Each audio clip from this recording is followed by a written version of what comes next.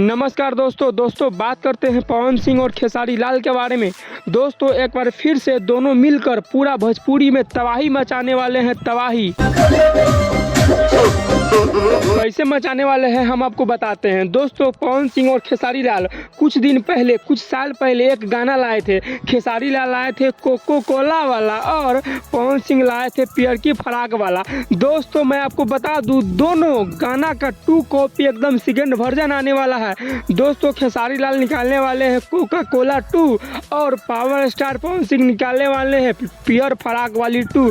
दोस्तों जैसे ही आएगा भोजपुरी में एक बार फिर से तबाही मच जाएगा। तबाही क्योंकि दोस्तों दोनों गाना जब रिलीज हुआ था तो कुछ ही दिनों में 100 मिलियन पार कर गया था आप लोगों के प्यार से। दोस्तों खेसारी लाल यादव लाइव आकर अपने गाना का प्रमोशन किए हैं और बोले हैं कि बहुत जल्द कोका कोला 2 आने वाला है आप लोगों के प्यार से। जैसे ही यह गाना आएगा तो आप लोग इस गाना को भी ढेर सारा प्यार दीजिएगा।